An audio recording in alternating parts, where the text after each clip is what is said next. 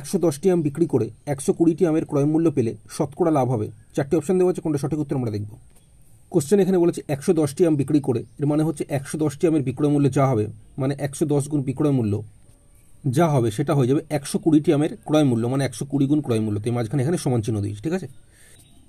এবার এখানে এই বিক্রয় মূল্য লিখলাম, ক্রয় মূল্যটা কোনাকুনি বিক্রয় মূল্য নিচে লিখলাম, সমান এখানে 120 যেরকম আছে লিখব, বাই বিক্রয় মূল্যের সঙ্গে কত গুণ আছে, 110 গুণ আছে, এটাও কোনাকুনি এখানে আসবে।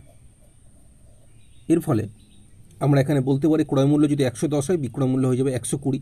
তাহলে লাভ হচ্ছে কত, 120 থেকে 110 বিয়োগ করে 10 লাভ হচ্ছে।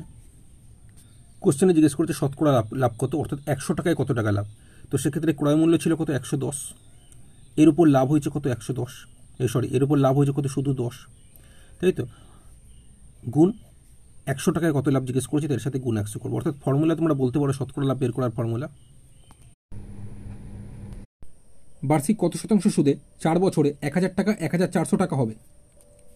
বার্ষিক কত শতাংশ সুদে মানে আমাদের সুদের হার বের করতে দিয়েছে, অর্থাৎ যেটা পার্সেন্টে হবে। তো এই সুদের হার বের করার ফর্মুলা হচ্ছে সুদ গুণ 100 বাই আসল গুণ সময়।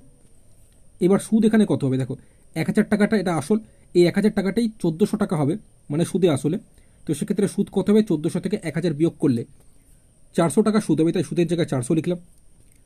এর পাশে গুণ 100 যেরকম আছে লিখলাম, নিচে আসলের জায়গায় 1000 টাকা লিখেছি, আসলের জায়গায় 1000, গুণ সময় কোশ্চেনে বলেছে 4 বছর, তাই সময়ের জায়গায় 4 লিখেছি।